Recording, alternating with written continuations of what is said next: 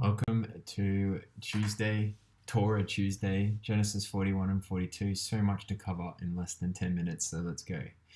2 years has passed, and Pharaoh has had two dreams.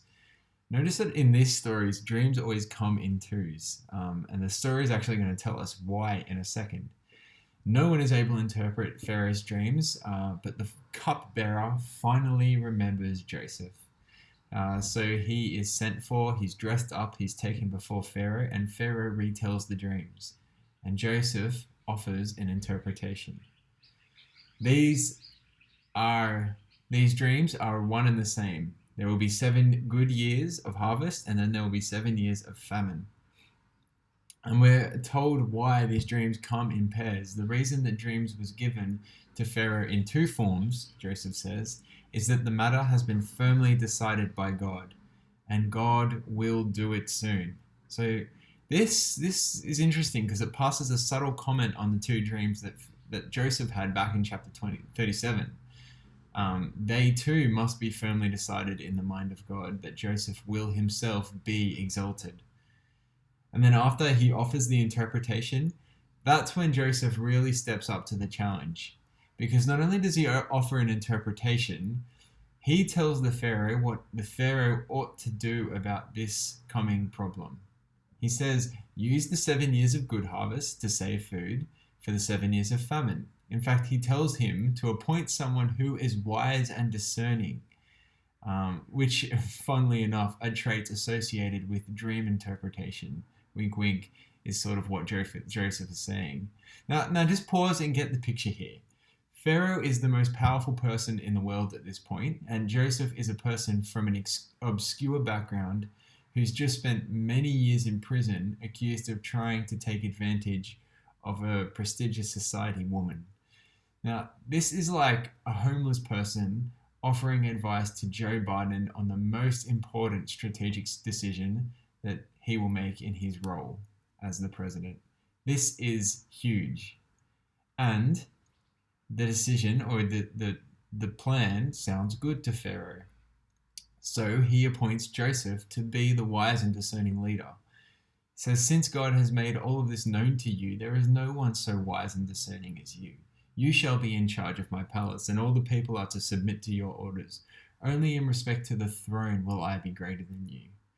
And so we see the exaltation of Joseph take place. Verse 41 to 43 gives it in great detail. He is given a new signet ring on his finger. He is dressed in robes of fine linen, and a gold chain is put on his neck. He rides in the chariot, and the people shout, "Make way!" And Joseph is exalted. And Joseph executes the plan successfully. Egypt has enough food to make it through the famine, and the chapter concludes by saying, and all of the world came to Egypt by a grain from Joseph, because the famine was severe everywhere.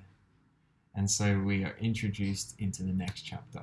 Joseph's brothers come to get grain from Egypt. So they've run out of food in Canaan as well. So Jacob sends 10 brothers down to Egypt to get food.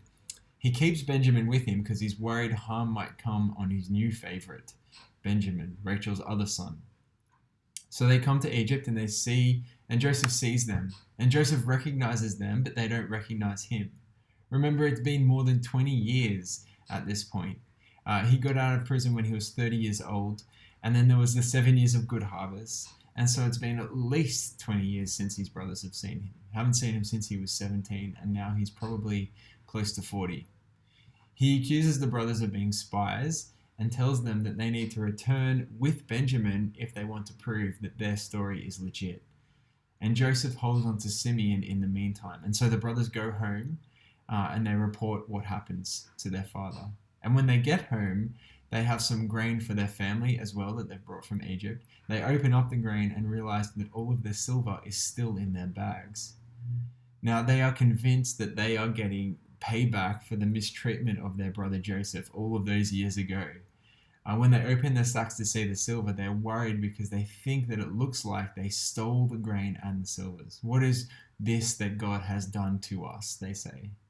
And they plead with Jacob to let Benjamin go back with them. But Jacob refuses. Jacob says, "My son will not go down there with you. His brother is dead, and he is the only one left." It's almost like Jacob has forgotten that he has 10 other sons. "If harm comes to him on the journey you are taking, you will bring my grey head down to the grave in sorrow." Okay, we'll pick up this story about the brothers and their trips to and from Egypt again next week in our devotions. But there's something I just wanted to visit at the end of this video. See, Joseph is in a foreign land, and he has been taken there as a slave. And he does good for Potiphar's house, only to be chewed up and spat out, mistreated by Potiphar's wife. And then he ends up in prison, and he does good for the prison, only to be forgotten in the prison. And now he stands before the king of his foreign oppressor, and he seeks to do good for the king as well. I don't know if you noticed this, but the obvious question is why? Why does this foreign slave boy want to do the good thing for his foreign oppressors in a foreign land?